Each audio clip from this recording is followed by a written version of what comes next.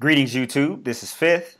Today I'm joined by Pedro. Pedro is a former Jehovah's Witness and also a former volunteer worker at the world headquarters of Jehovah's Witnesses located in New York. So, Pedro, I want to welcome you to the channel and thank you for taking time to speak with us today. Thank you for having me. All right. So, first of all, I wanted to just ask you a little bit about your background as one of Jehovah's Witnesses. How is it that you came to be affiliated with the religion? So I was essentially born into the religion. My grandmother was the first one in the family to take to the truth, Okay. as witnesses commonly referred to the religion. And my mother had studied as a young woman in Mexico, but she didn't take it seriously like most young people until she was pregnant with me in this country.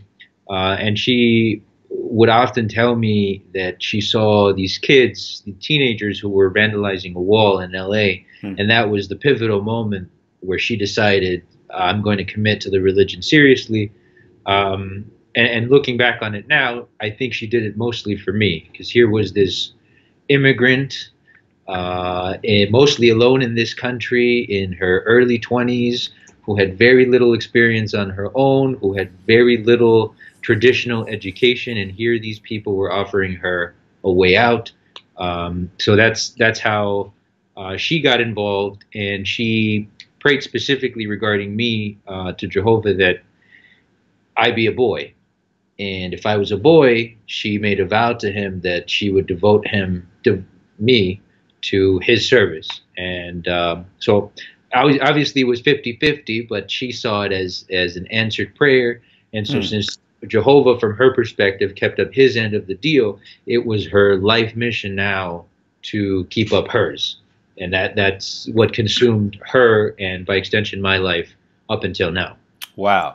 So, how did that affect you as a child? Everything that your mom did, let's say, to keep up her end of the bargain. How was that growing up for you? I mean, honestly, it's a bit of a blur.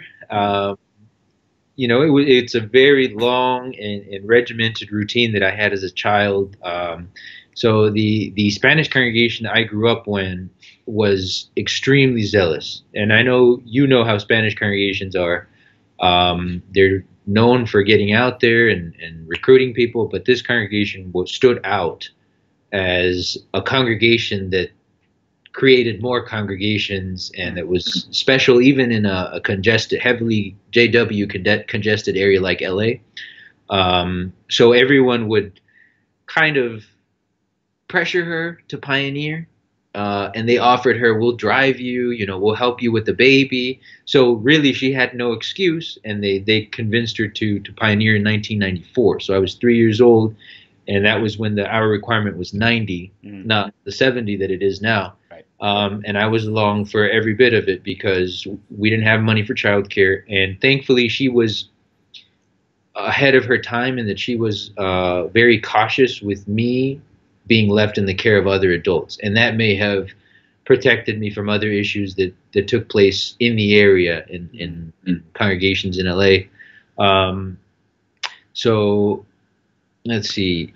She worked, and I went to public school, and this was after every day we would go out in service at around 5 a.m. and do early Wow. morning street witnessing from about 5 to 7.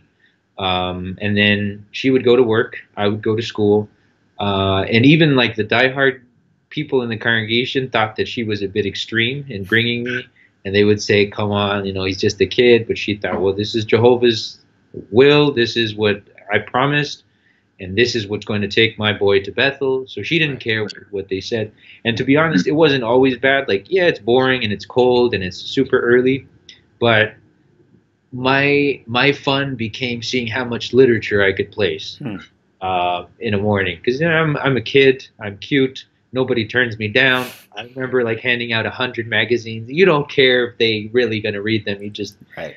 like as a kid, it's fun to you. Right. And then would bribe me with McDonald's or a break at a local Hispanic bakery or something. So Hmm. it wasn't always bad. Um, but let me see. I've got here at school. It would change a little bit because I often felt deprived, and sometimes it was because of our finances, which is another. often overlooked side effect of being a witness. That we probably don't have time to get into now, but other times I felt deprived because of the religious prohibitions. So it was, holidays were awkward, but the only one that I really remember bothering me was Mother's Day, because I didn't understand, even if it did have a pagan origin, on this one day that everyone else is dedicating to their moms, I can't. At least that was my mom's understanding, and that's, I think, what is the general understanding amongst most witnesses, that even for something as innocent as Mother's Day, it's off limits. And I really had no way to relate to my peers. My mom limited my contact almost exclusively to witnesses that she thought were spiritually strong, that could benefit me in my course to Bethel. So I didn't have video games, I didn't have any sleepovers. I didn't watch the cartoons everyone else was. So it was difficult for me to relate to my peers. And in the congregation too, I was kind of seen as an extremist, a little bit off. And so I was outcast. I wasn't ever invited to anything. And so I started to develop kind of an elitist attitude toward my peers. And I just embraced the older people that welcomed me with open arms, that saw my potential, and I was getting lots of positive reinforcement from them. I was getting the attention I needed from them, and they were always encouraging me to, set higher goals for myself. And I understood at an early age, because of all that reinforcement, that I had a duty to God because of the promise my mom made, to my mom because she promised, and to the friends, to the congregation, because I felt like I was good at this and I could help a lot of people. So that was basically, my growth was accelerated.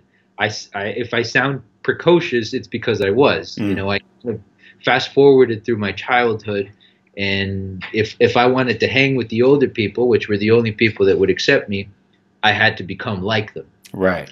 And that also kind of, I just kind of sped through my childhood.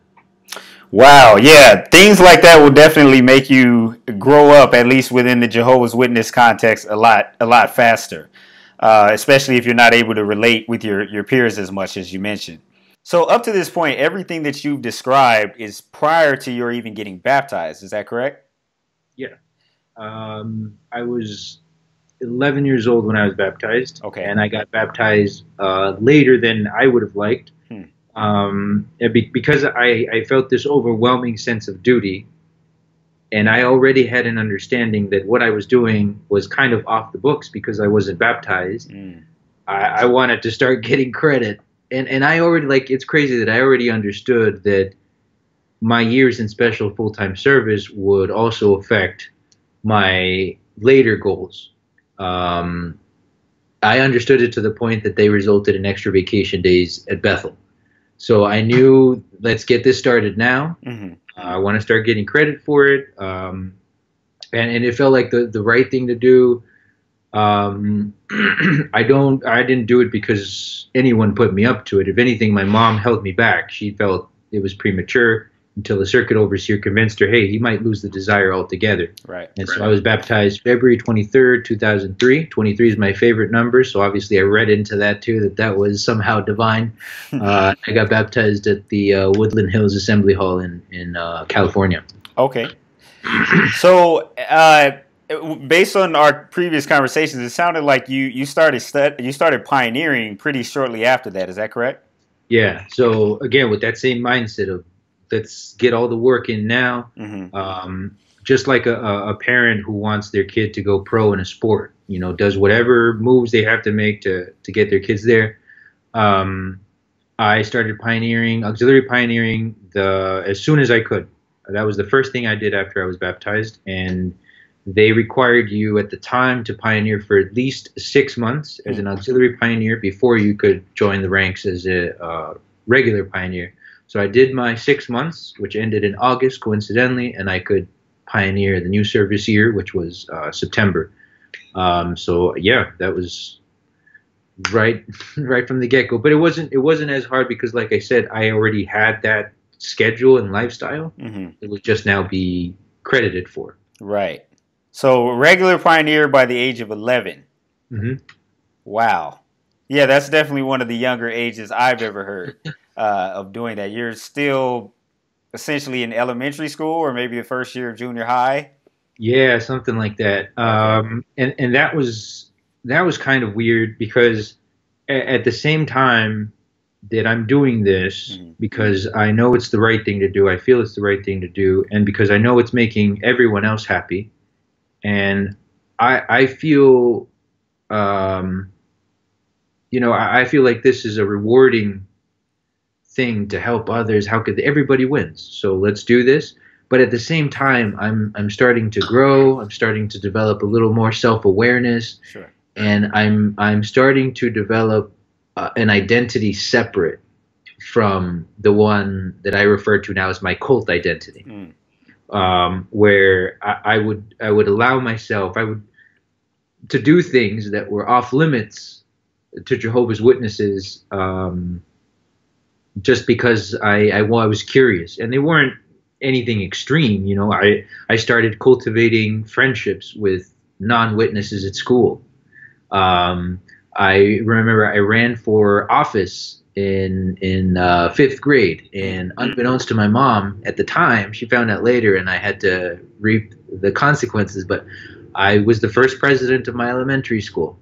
I mean, these are Wow. good things that most parents would be proud of their children for, Right. but I'm doing it in secret. Hmm. It's a side of my life that I can't share with my mom anymore. The person who's been privy to everything about me all this time, and even joining the basketball team.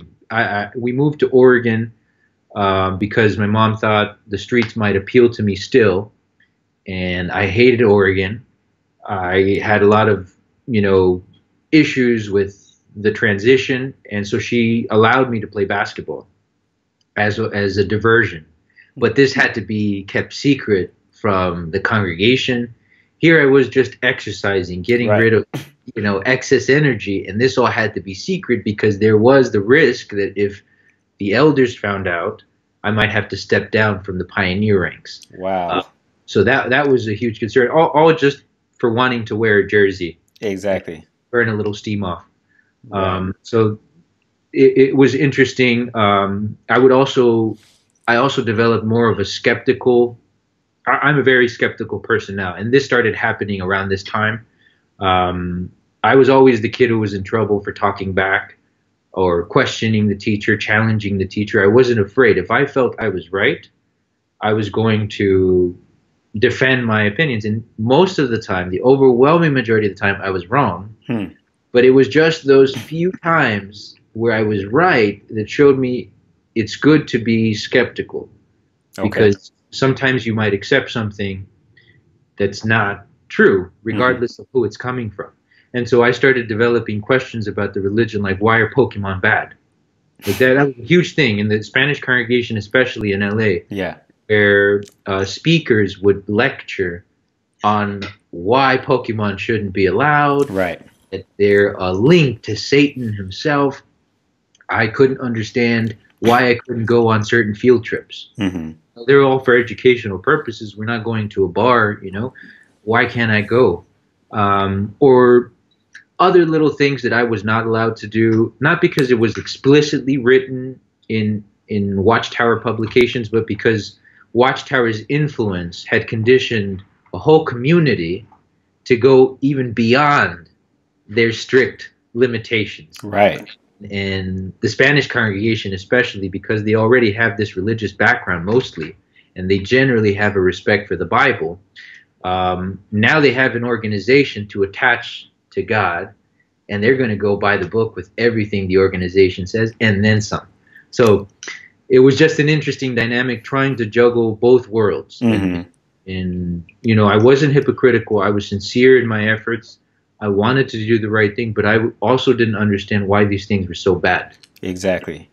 It's very interesting that you say that. I think that's something that sometimes we overlook when we talk about children growing up as Jehovah's Witnesses. The things that you just mentioned, Pokemon, and all of that. Nobody's gonna watch this video and be like, "Oh, those things are horrible," unless they are Jehovah's Witnesses, Right? right? Exactly. Or running for some sort of office in school. I remember what you just said just reminded me. I remember when I was in school, I was in the 4th grade, and I ran for class president. I didn't know that I thought it was a good thing to do, and I had won. And there was like a big celebration at my school, and I went home and told my parents, "Hey, I won class president," right? Only to find out that was also wicked. Yep. Okay, so I get home, and the next day I had to go and relinquish my my newfound political power and all of these things. So it's just interesting. You think about growing up as one of Jehovah's Witnesses.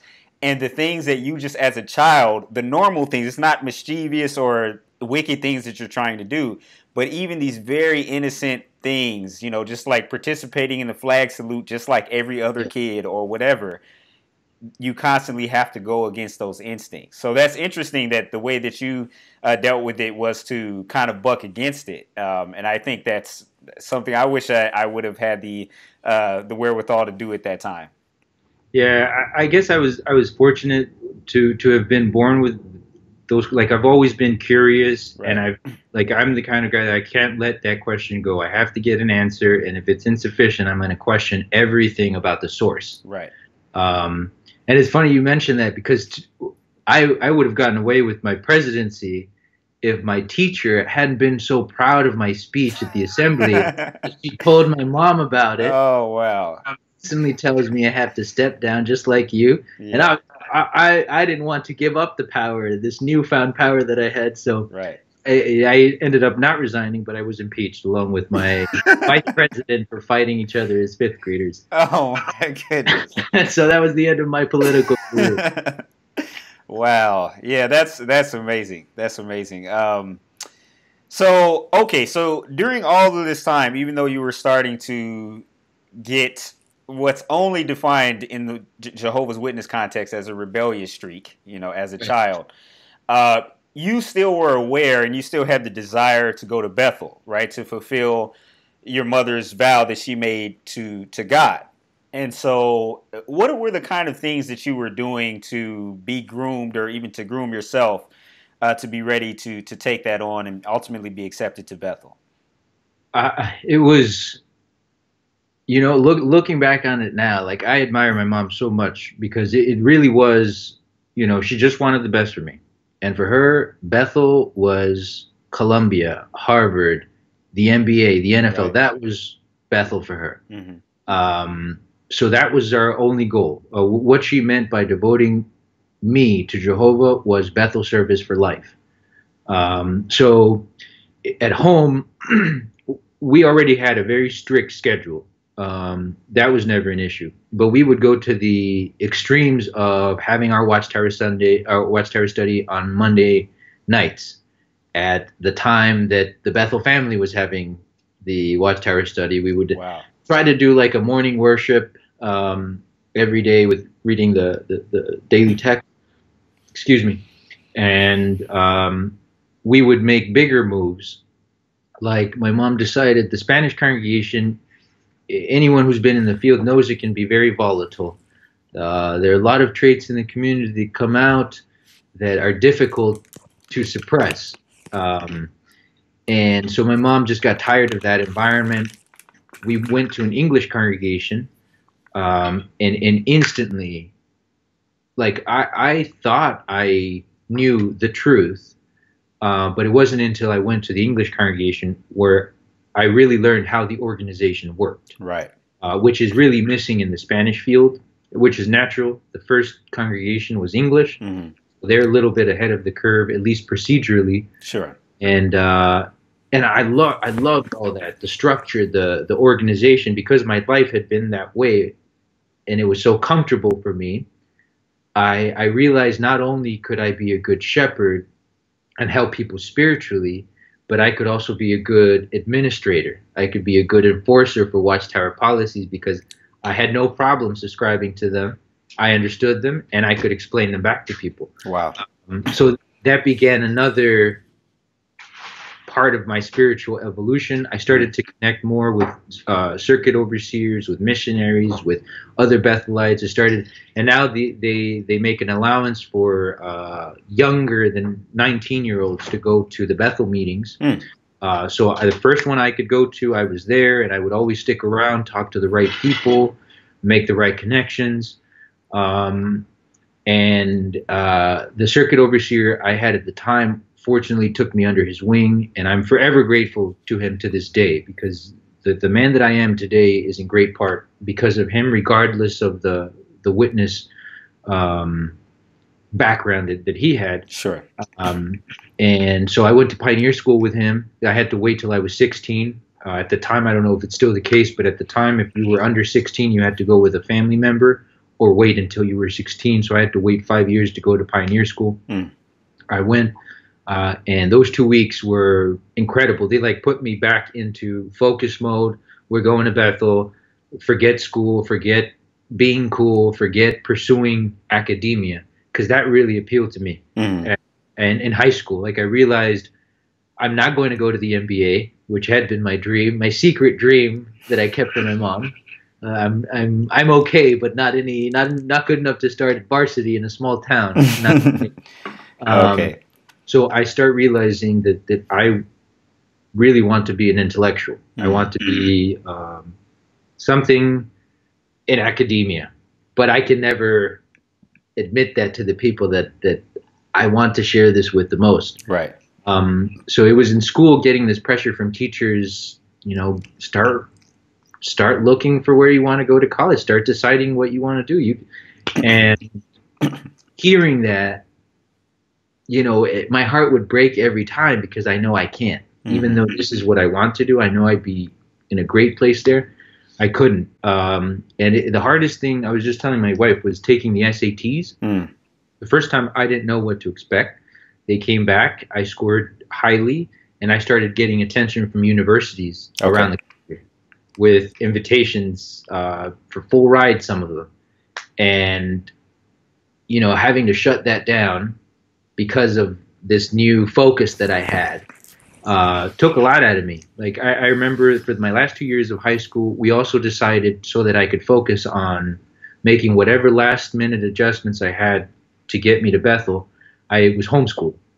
And my senior year, I paid out of my own pocket to take my SATs. And it felt like I was breaking up with a girlfriend. Because when I went to the testing center, my objective wasn't to go to university. It was just to still feel that I hadn't lost the ability that I had. And I scored higher than I had previously. Wow. It was also my way of making peace with that world. I was severing my connection to whatever higher education I aspired to, and that was it, my SATs.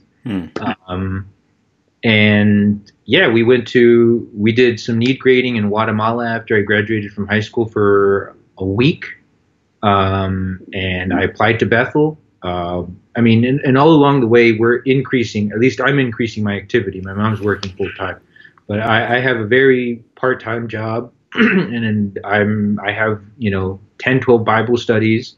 I have all kinds of return visits. I'm putting in crazy hours to the point that the service overseer would call me. He called me once and asked me just to double check that the numbers were correct. And I did this because I wanted to, but I also understood that it would help my chances of going to Bethel. For sure. And so at this point, the focus, now that I'm severing, friendships with the world, my interest in girls, my interest in, so we're focusing. Now I want to be appointed as a ministerial servant, because I want to do more, obviously, for the congregation, but I also know that that's one of the boxes to check off on your Bethel application that will improve your chances. Sure. So, even though everybody says that Bethel is a blessing and some people get taken and some people don't, we knew, because of the exposure that we had, that to get there, I needed to be a regular pioneer and I needed to be a ministerial servant. And so in the Spanish congregation, they thought about appointing me when I was 16. At least that's what the presiding overseer at the time told my mom when we told him we were leaving. Okay. Um, and I was starting to get antsy that I hadn't been appointed until I was 18, and that was just because I felt like time was running out, man. You know, I'm turning 18. I've got to get appointed because I've got to get to Bethel by the time I'm 19, so that I then pursue either that lifestyle or other avenues of special full-time service. You know, I've got a ticking clock. So I applied for Bethel when I was 18 and a half or whatever it is that they let you, and they called me a couple months later and they invited me to come to World Headquarters in Brooklyn, which was my preferred destination. Okay. And I was working in building services, which is mostly cleaning.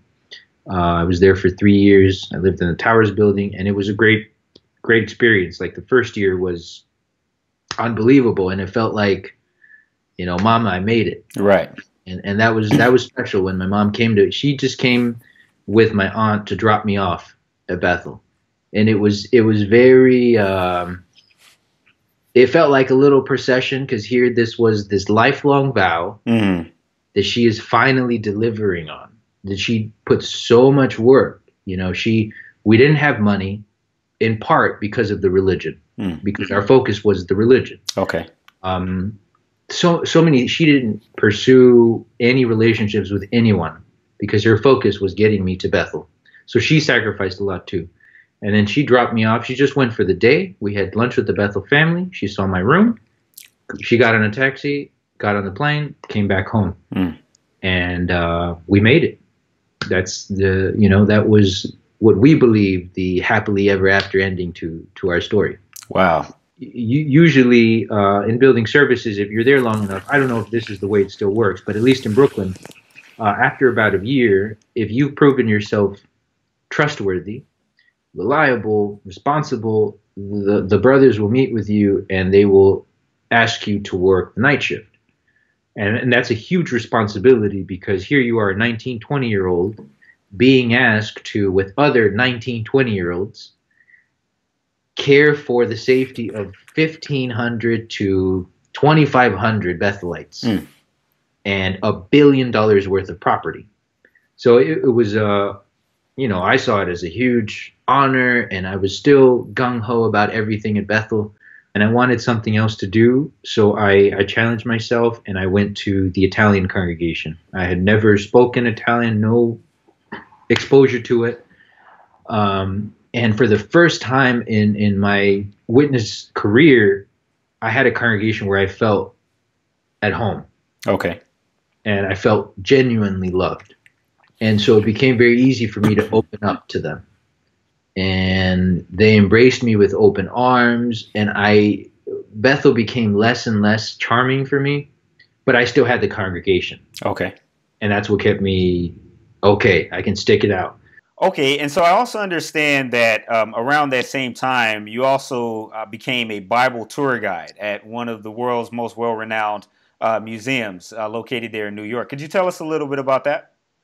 Yeah, I took a tour at the Metropolitan Museum of Art, the Upper East Side here in New York City, and it was a Jehovah's Witness guide. And he just had such a way with words, and he was connecting these artifacts from Greece and Rome to the Bible, and it was all so exciting, and some of it was sensational, but I'm a bit of a conspiracy theorist, so, okay, that's interesting.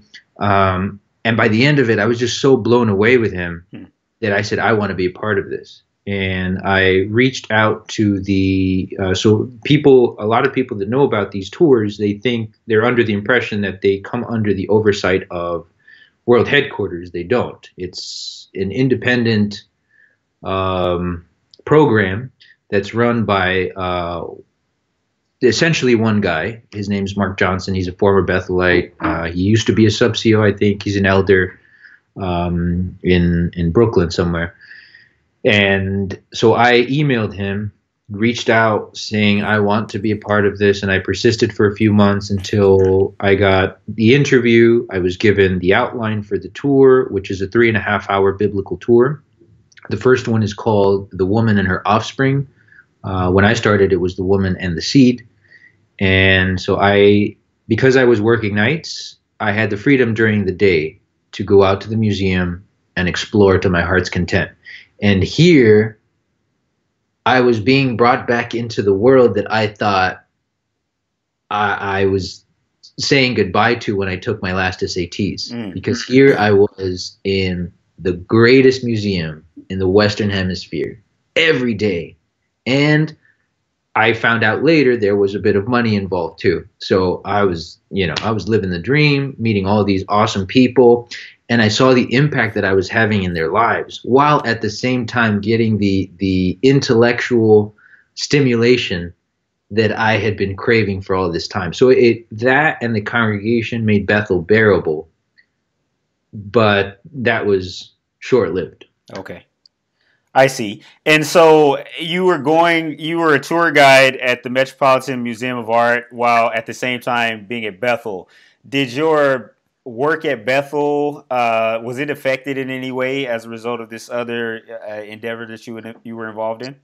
Yeah, it was, because I foolishly disclosed to the home overseer that I mentioned before, Javier Alonso, that I had been doing these tours.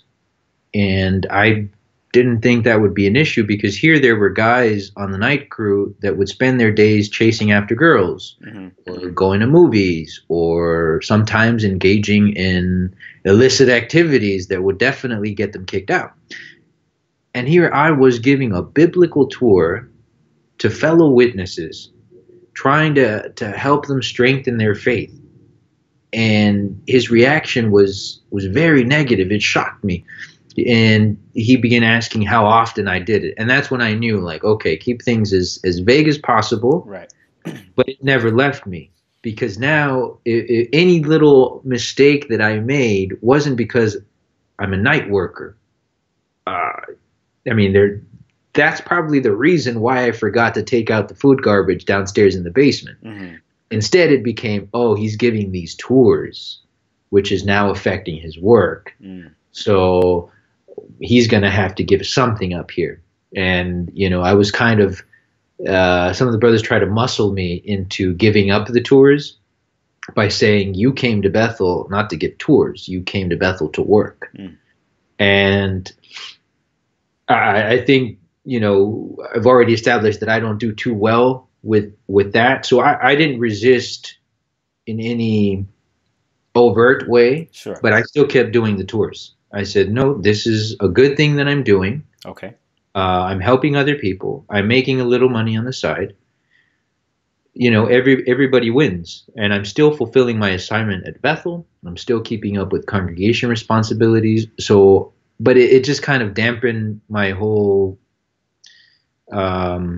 impression. And what they really were interested about is the money, which I found curious, because why do they care if there's money involved? But they really wanted to get into that. And so there was some back and forth between Oasis, that's the name of the tour operator, and my overseers. But Oasis, the director, has a lot of power and a lot of clout, to the point that he's vacationed with a lot of the members of the governing body, to the point that he's often invited to private outings with them, things like that. So I was just encouraged to keep it on the down low, and I kept doing tours. But it definitely affected my assignment at Bethel. And then because of some of the difficulties with other night crew workers, a month before my time was up on the night crew, I was asked to come back to the day shift, which was a demotion. It was a bit of a dishonorable discharge from the night crew, and it devastated me because I had done nothing wrong. So that was that. I see.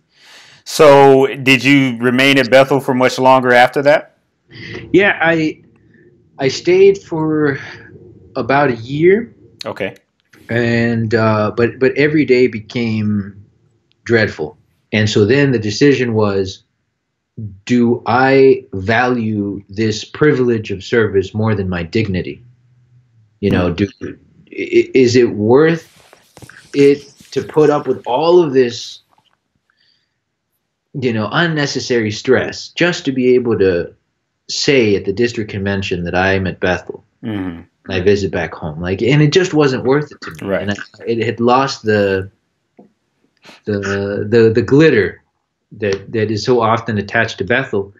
And at the time, coincidentally, some of the elders had come to me because some things that they searched for in my search history, because they have access to all of your search history, they considered it to be questionable entertainment.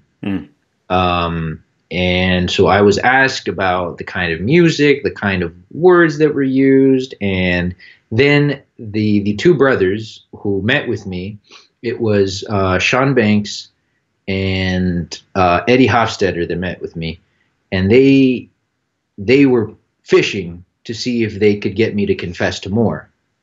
So here the issue was that the entertainment I was watching, I think it was a comedy that they pulled me in for because of the title. I think it had some like swear words or something.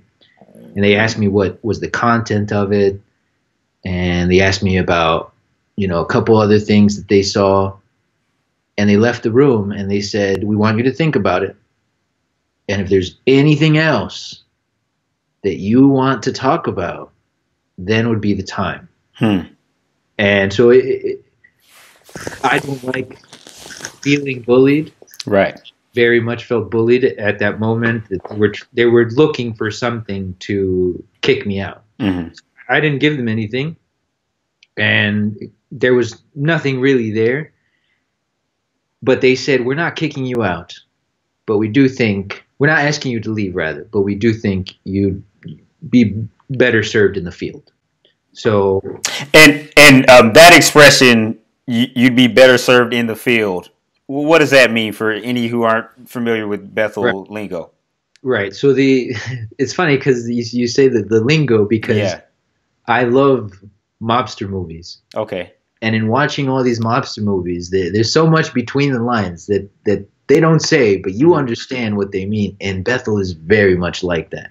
So by them saying you'd be better in the field, they're saying Bethel's not a place for you.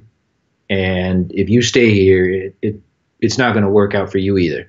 Right. So they asked me basically to resign from that privilege. And I didn't, it was crushing, but it was a relief at the same time, because here for the past few months, I've already been thinking about all of these things, like Bethel's not really how they describe it. There's such a huge human element. Jehovah has very little to do in most of the decisions. And you start hearing things from different people that have been there, and you start to realize a lot of the people around you look miserable. And you realize some of them are just there because they prefer to be miserable, but have 3 warm meals a day prepared for them, their shirts ironed, their clothes laundered, their rooms cleaned. At least that's the way it was when I was there. Sure. Then have to figure all that stuff out and have their freedom on the outside. They'd rather give it up for the comfort. So it's a very difficult decision. But when they came to me with that, I saw that as God giving me guidance to exit. And I found a job right away.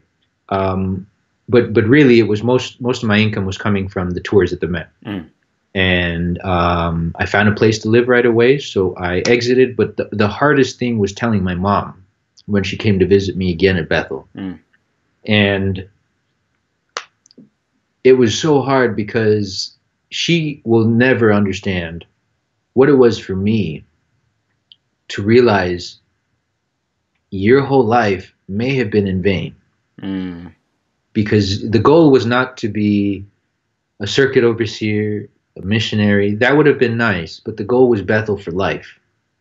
And it turned out to be a place that I didn't really fit in, despite all of the sacrifices that we made. Wow. Just so that I could fit in. And I wasn't fitting their mold. And so that was very difficult for me. It really rocked my faith. But I had to, keep a smiling face, keep showing up to work, and then tell my mom, "Listen, Mom, this thing that you work so hard for, you promised Jehovah, I can't be here anymore. I don't want to be here anymore.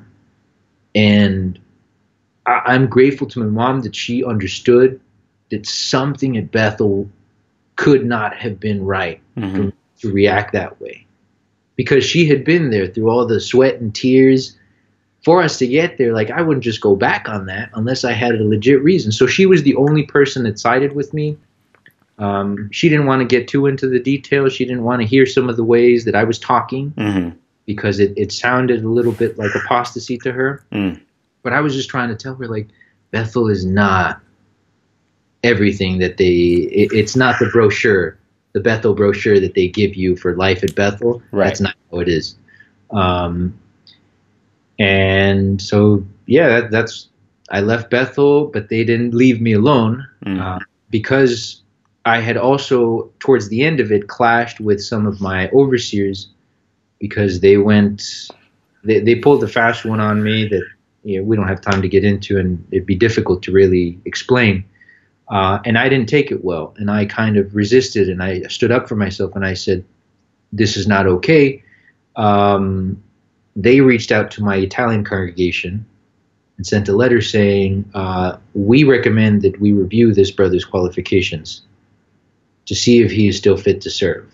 And again, that expression, review the qualifications, see if he's fit to serve. Yeah. I know we take these things for granted, but just in case, like you can see, I'm recent. Yes. Because I still speak like these are normal things. Right. What that means is basically they're trying to undermine your standing in the congregation. That was the intent for my particular case. By saying review his qualifications, they're saying, brothers, you need to examine whether this guy can continue to serve. But when it's coming from Bethel, they're basically saying he is not fit to hold the privileges that he has in the congregation. Right. So serve means to hold these more advanced privileges that are not available to all Jehovah's Witnesses. For example, ministerial servant and things of that nature, and elder if that had been your position. So they were reviewing, they were encouraged to basically second guess whether you fit those requirements to hold those particular levels of responsibility. Exactly. Right. And that's what really disheartened me. That broke my heart, because you guys are at Bethel. You guys have positions of oversight. You guys are married to beautiful women. You guys travel the world. Why can't you leave me alone? You already got me out. I've already dealt with all this heartache, and now you want to chase me in my congregation. And I was certain that I would be removed, but thankfully the elders that I served with, they knew me. Because they had embraced me, I embraced them. They knew me, and there was Daryl Christensen, who was on the writing committee. He's been at Bethel for 50 years, and he can tell the difference. He knows a lot, and so they were able to make up their own minds and decide that I would continue serving as a ministerial servant in the congregation, to my relief, and I was allowed to continue pioneering. But it was never the same after that. Okay, yeah. So then what was the next thing that happened for you? So after Bethel, everything's new, and I've never really lived life outside of home as a civilian, which is my phrasing for people who aren't in special full-time service, meaning Bethel or traveling overseers or missionaries. So I had to figure out work and taxes and paying rent and all these things. It was exciting, and I had all this free time. The tours it was an easy job. I continued to meet more people, and I began exploring more of my interest in art, in history. I started changing the commentary on my tour, and it was less religious and more secular, because there are other people at the museum. I always felt uncomfortable yelling Jehovah, yelling Satan in the galleries. I felt that was inappropriate, And I never distributed any literature. Some guides do that. I felt that is inappropriate. And my approach became more of telling the story behind the piece. So here's a statue of Jonah being swallowed by the big fish. And it was just more of connecting that statue to a story that you're familiar with, rather than, and this is why we as Jehovah's people should blah, blah, blah. I stopped going that route. And increasingly so. And Mark knew it, and a few of the other guys knew it, but I had enough. I had made my bones with Oasis, because for the duration of my night crew career, every day just about, I did tours for them. And overall, I've counted, and it's over 700 tours in 4 years. So I had enough respect from them that they allowed me to do these things. You know, they weren't keen on it, but I could explore my curiosity in other ways. I started traveling, and that really opened my eyes, because I remember, for example, in Morocco, I had a near-death experience where I totaled my car, and I thought I was dead.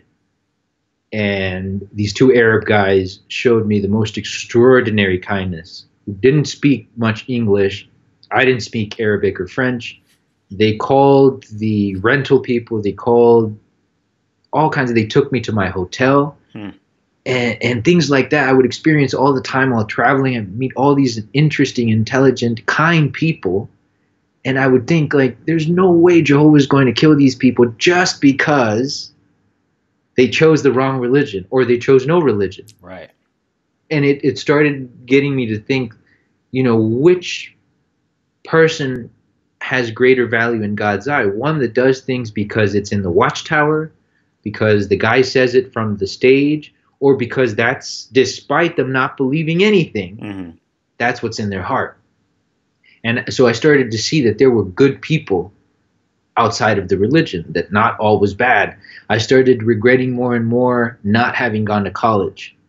And that was clear even at Bethel, to backtrack a little bit, because we noticed, the young guys that were honest, all the people that went to college and then applied for Bethel were used for the things that they went to college for. Right. So the official policy, for those that don't know, is Bethel and Watchtower says, don't go to college thinking that'll get you to Bethel, because they're afraid that you might open your mind and expose yourself to other things that, you know, are not in line with their thinking. Sure.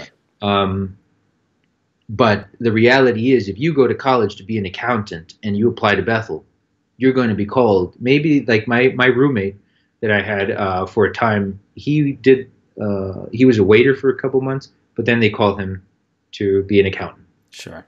That was what really got some of us, like, we set that up for you guys. Right. Now we're here, and you guys are using the guys that didn't follow that counsel. So on the outside, now we're, you know, you don't have an education. So if I was to seriously pursue a career in a museum, I couldn't. And so I had to keep doing the biblical tours, because that was the only way I could get into academia. Or, you know, feel some intellectual stimulation. But the traveling, more and more, I felt comfortable exploring my curiosities. You know, I started having relationships with women, and you know, just regular things that people do. I went on my first date, and you're not doing anything harmful, like they say. You're not, you know, a sex maniac or a drug addict. You're just having, for the first time, my adolescence. Wow. And I realized it wasn't too bad. And so some of the things I was doing were prohibited. So I knew that this was going to catch up to me. So now, even though I'm feeling freer, I'm also torturing myself, because the guilt that Watchtower puts upon all of its members to keep them in line is just incredible. And so even though I was still trying to get out there, I just felt like I would never be able to overcome some of the things I had done. And ultimately, some of these things came to light with one of my former girlfriends. And so I was kind of forced to turn myself in when I got back from that vacation, and that started the next chapter. So even though I had no choice but to turn myself in, I felt such a huge weight off my shoulders because all these months leading up to this point, I've been thinking about stepping down as a ministerial servant. I've been thinking about coming off the pioneer list. So this one thing that I've had since I was 11, I'm now starting to accept that it's okay to not have it anymore. And I'm losing all of my theocratic ambitions. I no longer want to be an elder, ever. And I'm seeing things in the congregation that are off. And just life, it felt so monotonous, because even though witnesses like to talk about how happy they feel and how different their lifestyle is from that of the world, I started seeing so many similarities. Like the average person's life is you work 9 to 5 every day of the week, and then you go home for dinner with the family, you watch some TV, relax, same thing the next day, you live for 2 days, which is the weekend, and do whatever you want. But witnesses have the same monotony. It's, if you're regular pioneering, you go out 3, 4, 5 times a week out in service, you have your studies, your return visits, your route that you do, you have your 2 weekly meetings that you go to, and everything revolves around your theocratic career, where you don't even have the weekend. At least people outside have the weekend. Witnesses don't have that. If anything, their work intensifies on the weekend. And I just started seeing one week blend into the next, and time was going by so quickly. And I never liked that. Like at Bethel, where people would say, I've been here 30 years and it feels like just yesterday. And my thinking was, I don't know if that's a good thing, man. It means you haven't spent your time maybe as wisely as you could have. You haven't had unique experiences in a long time. And I was starting to feel that way in the congregation. And I remember even reaching out to one of the elders' wives and telling her, as a friend, you know, what am I doing? And her response was, wait, what do you mean? You're pioneering, you're a ministerial servant, you're giving tours, you're helping people. But I wasn't feeling that anymore. Because in the Italian congregation, there's not really a lot of growth, organic growth. And there isn't really much opportunity to have intelligent conversations with people in the territory. So even that little thing that I enjoyed from the ministry, because I never liked, after I grew out of it, giving literature away. I felt uncomfortable. I just like to talk to people, get into an interesting conversation. And now I didn't even have that because the territory was so limited. And so anyway, when this happened, I felt such a huge relief, but it was also such a frightening time because I know everything is crumbling now. And even if I do come back, it'll never be the same. So even though witnesses more recently have tried to soften their stance on how they receive reinstated ones into the congregation, it's still understood that you're tainted. So that record, that blemish stays on your record for at least 5 years, and it holds you back the rest of your life. But because at the time I was still interested in this girlfriend that I had, I was willing to do it. And I had friends that I loved so much in the congregation. I felt I had let them down. All these people that I had been in contact with through tours or traveling or giving a talk or whatever, I let them all down. And that still kind of motivated me to come back and do things right this time. That was still my intent. You know, I went through another focusing period where I said, okay, turn yourself in, man, be honest, come out with everything. Which, you know, if I was to list them out to a non-witness, there'd be no issue. Right. They would say you were just exploring your adolescence. Right. You know, I didn't do anything really bad. But I went to the elders. They came here, right here where I'm sitting, and met with me. They hugged me, and I felt, the elders, it's true that they love you. They're just trying to help you. I think there's a good chance I'm not going to get this fellowship. So then we went to the judicial committee, and the tone had changed. And I came out with everything that I had done. I was sincere, and I even remembering, like, to be honest, prayer was never a thing for me. I think I had mentioned to you that I never really dedicated myself. Like, it subconsciously, I think I understood that it was, for me anyway, more of a placebo effect. And now I'm coming to terms with the fact that I was Jehovah. Like, that I felt that calm come over me. That was me telling myself to calm down. But I would pray genuinely when, as most people do, when they're in a hole. But mine were like 3 spiritual crises. So it wasn't that I was going through something difficult in my life. No, I was wanting more faith. And I prayed to God for a sincere heart. And so I went to the meeting with a sincere heart, and I told them everything, and they cried. They were hurt too that this happened.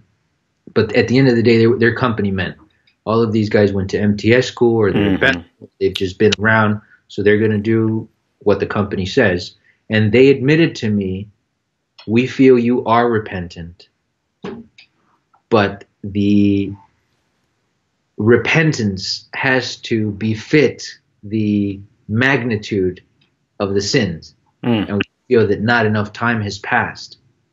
And so I took it on the chin, but my first thinking was, wait a minute. When have you ever said that before? Like, whenever the elders encourage you to confess with a sin, they always add the little side note: if you are repentant, you will not be disfellowshipped. Because it's your attitude that determines whether you're disfellowshipped. Right. And now they throw this, curveball saying, well, you are repentant, but not enough time has passed. And so that, like, I was like, what? But you can't react negatively, because that's just add time to your sentence. So I took it, and I told them, I'm going to keep coming back. I'm not going to a different congregation. I'm not going to run away from this, and I will be back. And I was determined to. I went to the meeting where they announced me, and I got there early. I sat up in the front. I sang loud enough for everyone to hear me, and I stayed into the closing prayer. I said amen as loud as I could. And even though I was crying, I took it, and I wanted them to see I'm coming back.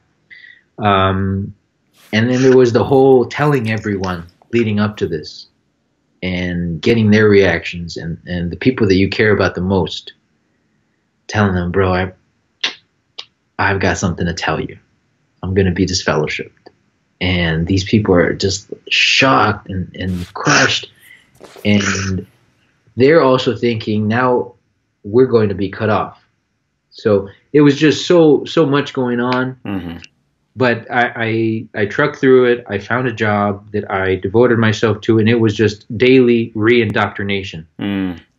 No joke. I was catching up on all the things that I had let go, and I thought maybe that's why I let myself get to the point that I was disfellowshipped, because I just wasn't strong enough. Right. So I would watch all the broadcasting and all the videos, and read all the magazines and all the books, and underline again all the study material, and look up all the scriptures.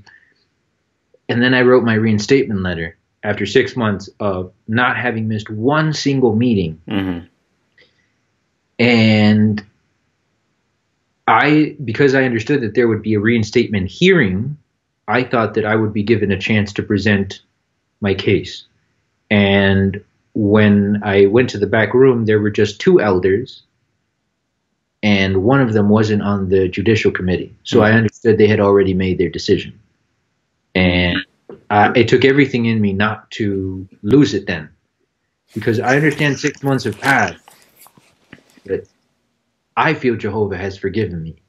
Like, I'm doing everything right. And then I began thinking, like, I didn't say this to them, but after I left, I began thinking, like, who are these men that they have to police who Jehovah forgives and when he does it. They have to question Jehovah. Let's just make sure that he's not pulling a fast one on you.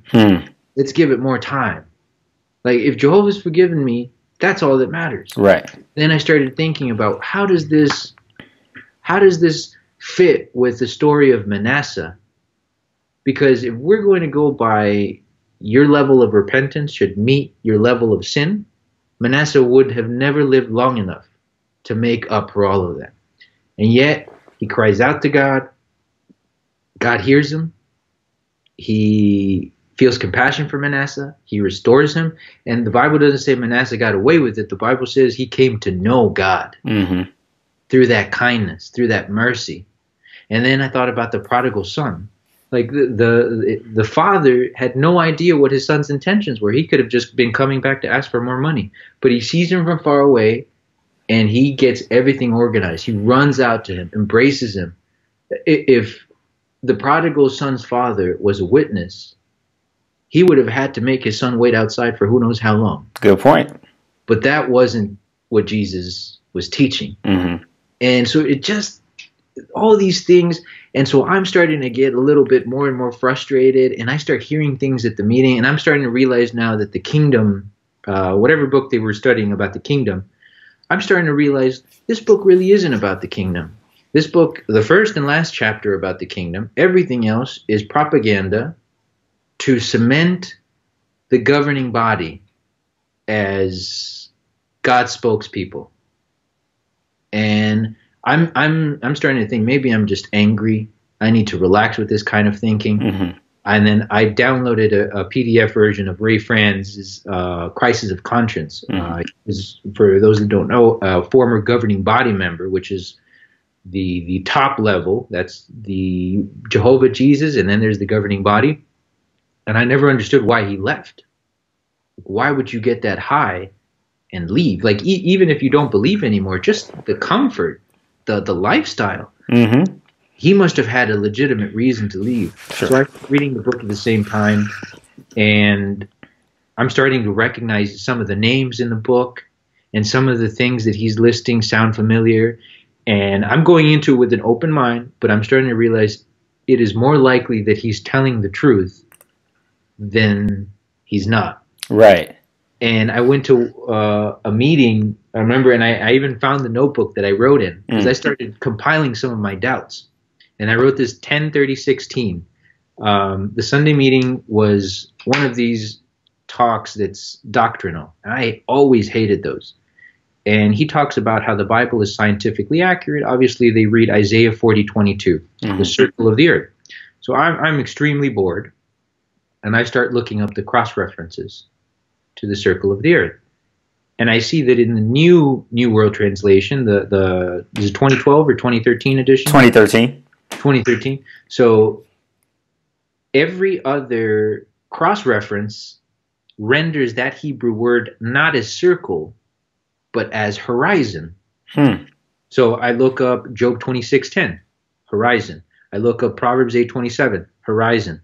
Isaiah 40:22, only one that says circle. And Jeremiah 5:22 also refers to the horizon, even though it doesn't use that word. Right. And then I look back at the 1984 New World Translation just to compare, and there they all said circle, each of those scriptures, but they've updated all of them to now say horizon, except for this one time. And to me, that was it. That's when I realized they've been withholding information, because this is clearly manipulation of scripture.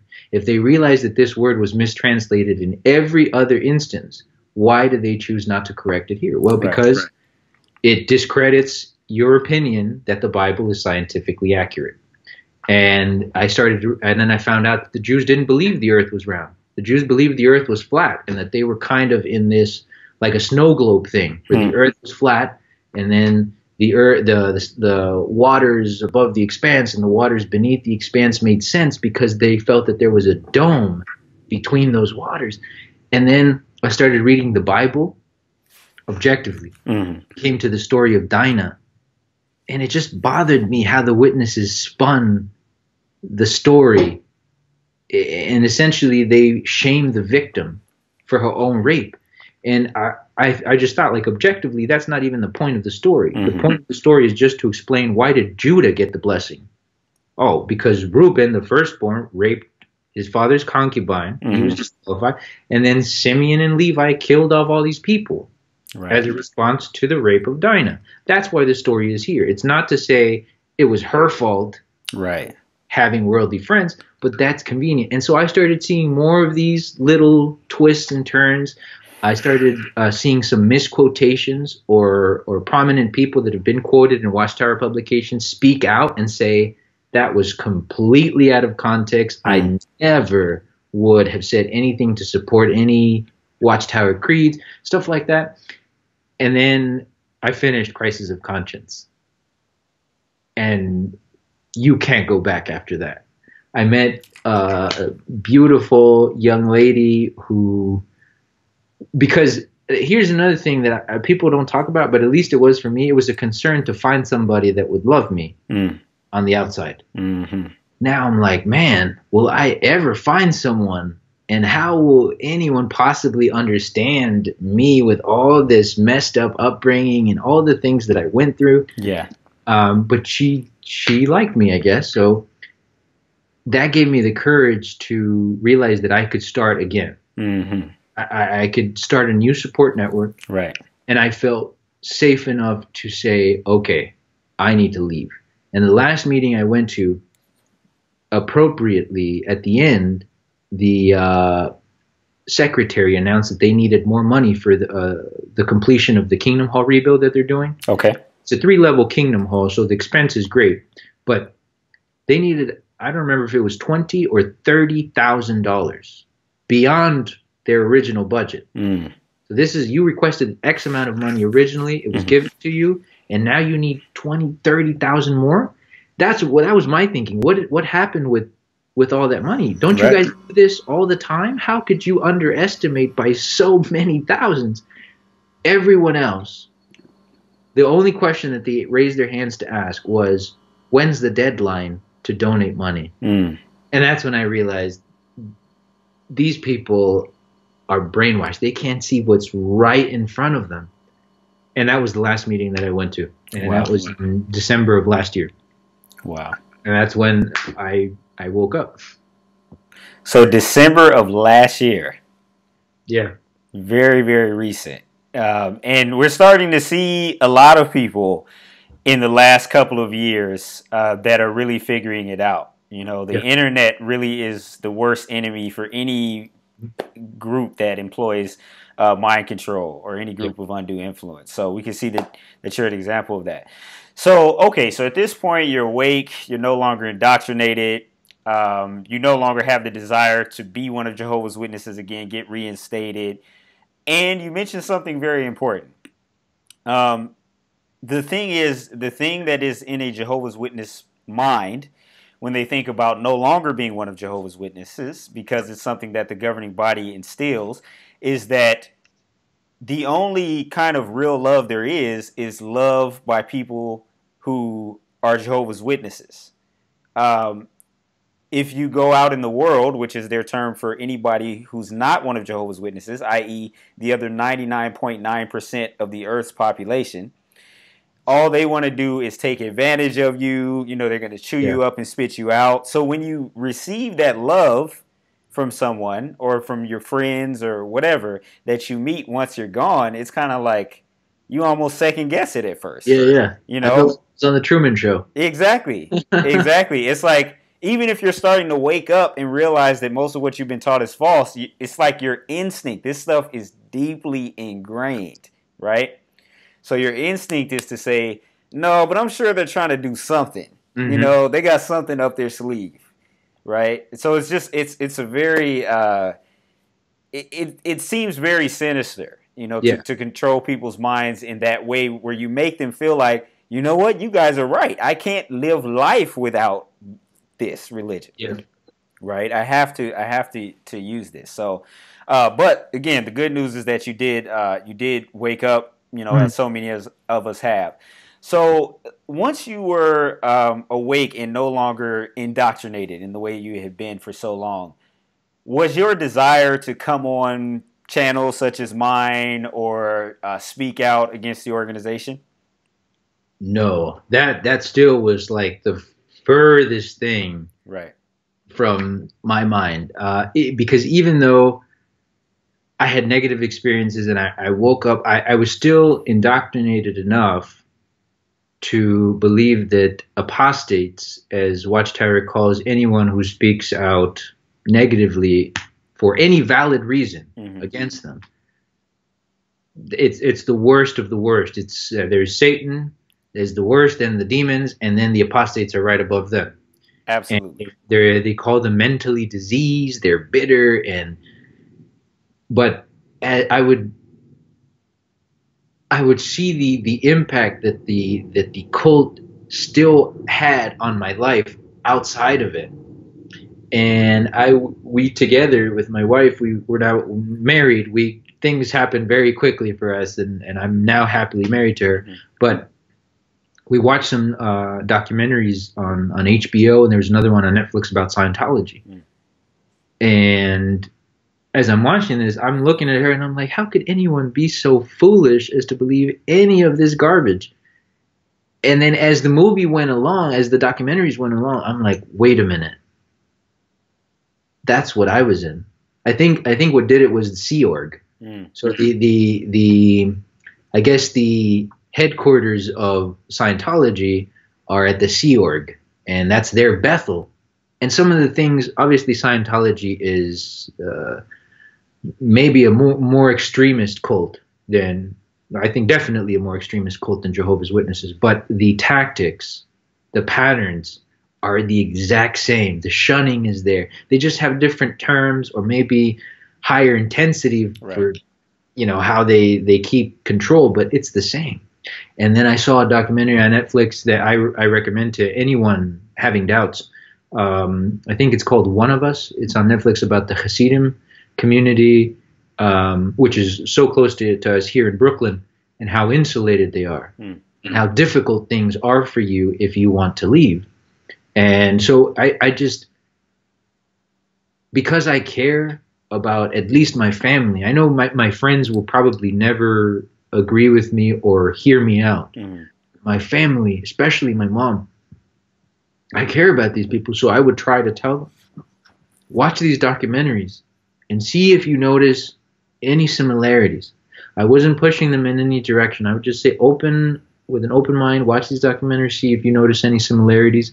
And that led to me, having a presence on XJW forums and seeking out other people's experiences. And I felt, wow, there's a whole community of people just like me. They get exactly what I'm going through, because it's so difficult, as much as she cares about me, as she tries to explain this to somebody that didn't grow up this way. Right. And I started that same duty I felt toward the congregation as a kid growing up, that I had to do this to help people because I was good at it. I started to feel increasingly towards advocating against Watchtower. And my objective is not to get anyone out of the cult.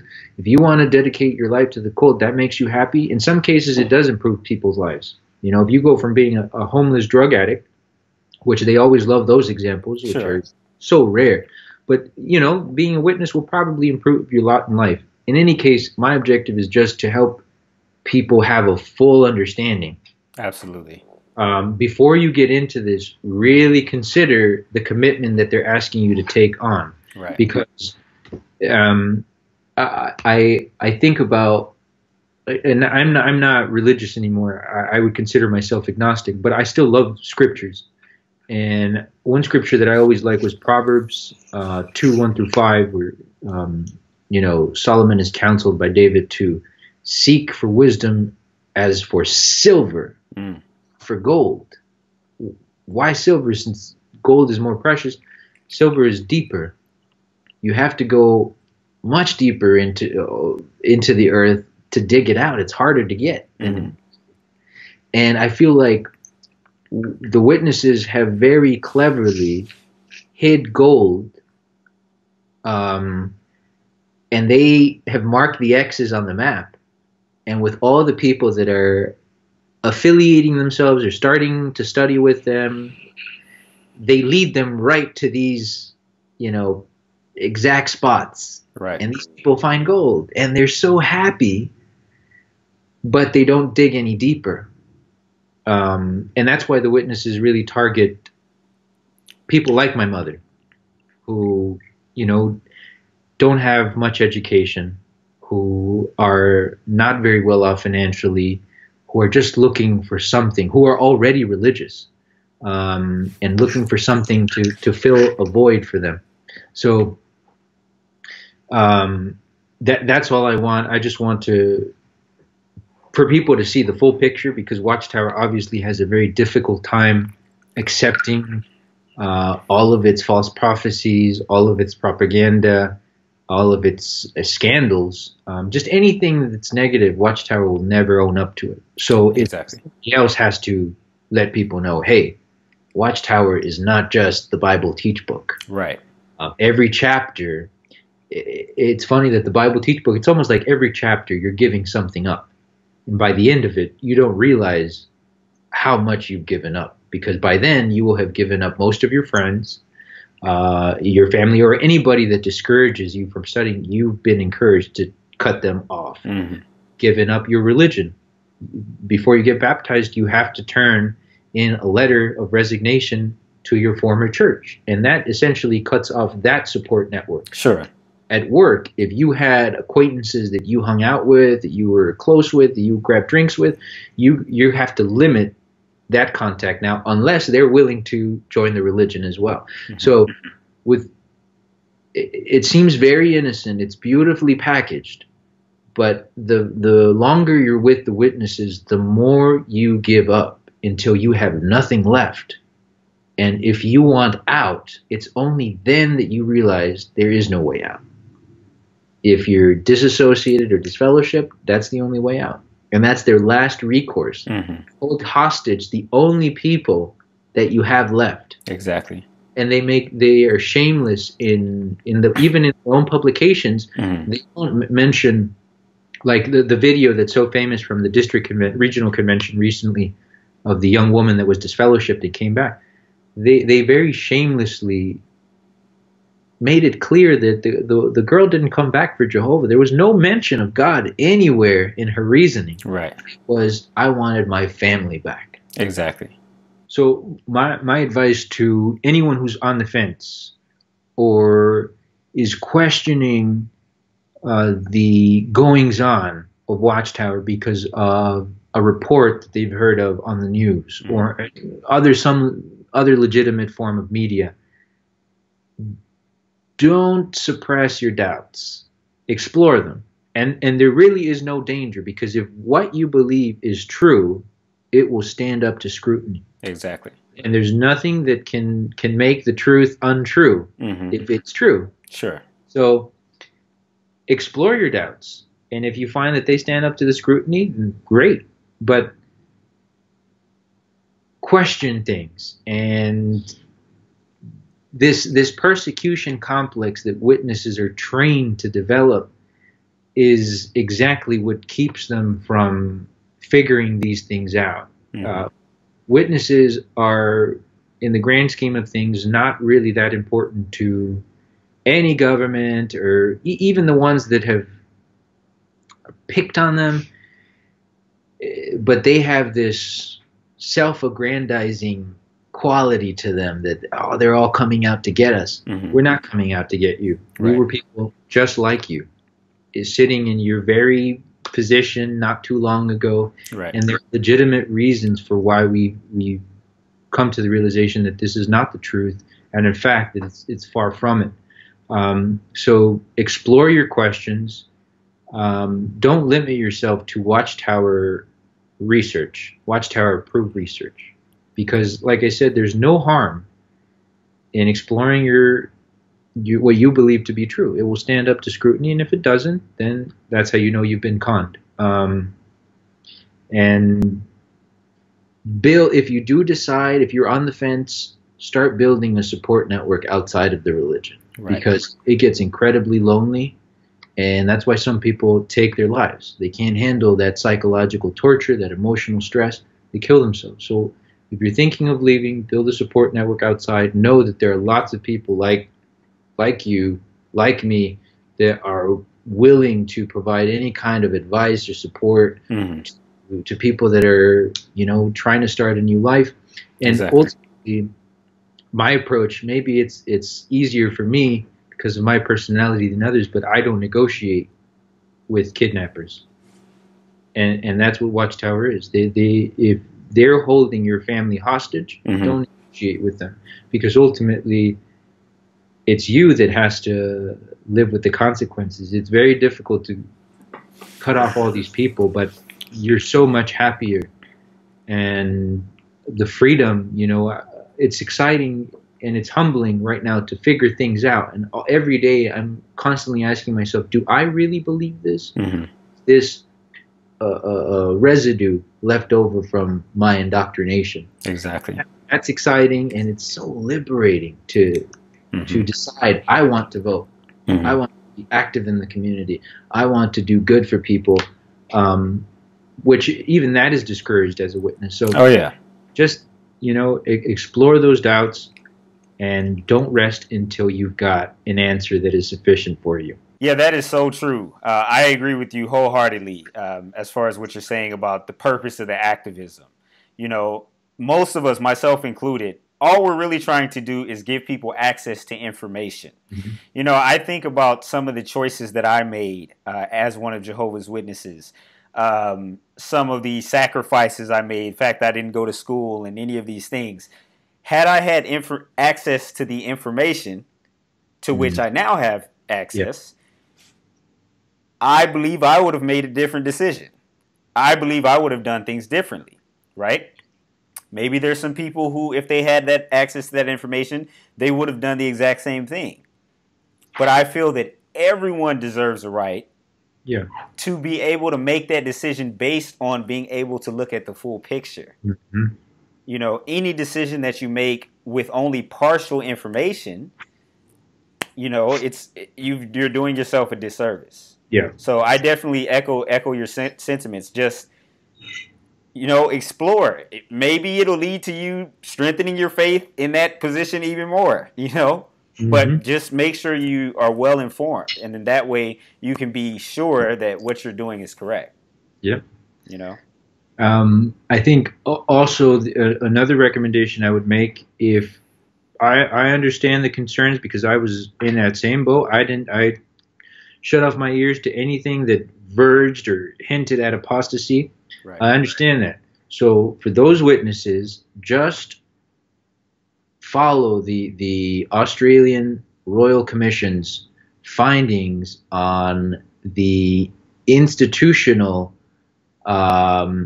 abuse, basically, because the institution is set up to more or less allow it, of children in the congregations. And I know it's a lot to watch because it took me like a few weeks to finish it all. Just watch the session with Jeffrey Jackson and Angus Stewart going back and forth.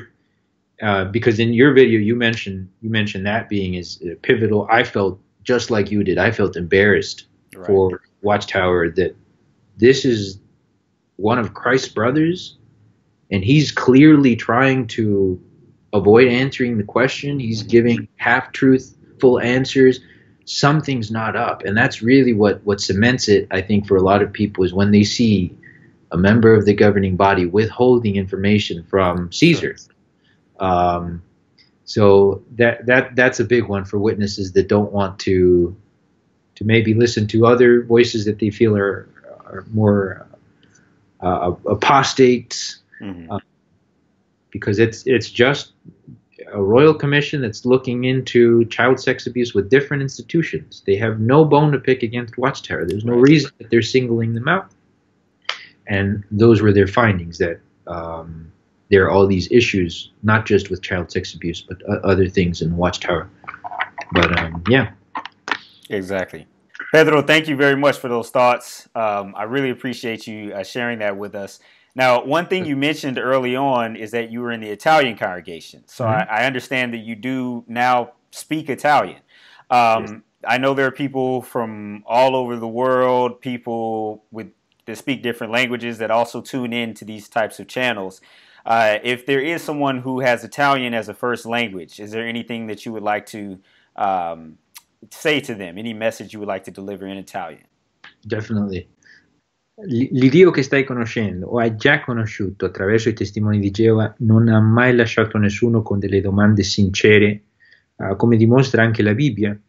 Quindi se avete qualche dubbio, merita trovare delle risposte. Se quello che state imparando avete già imparato è veramente la verità, non c'è pericolo, non c'è rischio. Invece se non lo è, una ricerca obiettiva e accurata lo rivelerà e forse vi convincerà di cambiare il corso della vostra vita. Un Dio amorevole non ci manderà via e se una religione lo fa, capiremo che non viene da Lui.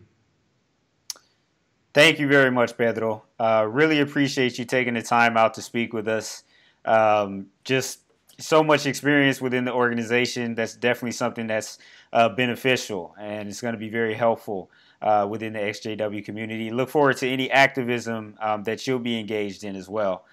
Please be sure to let us know about that so we can follow you.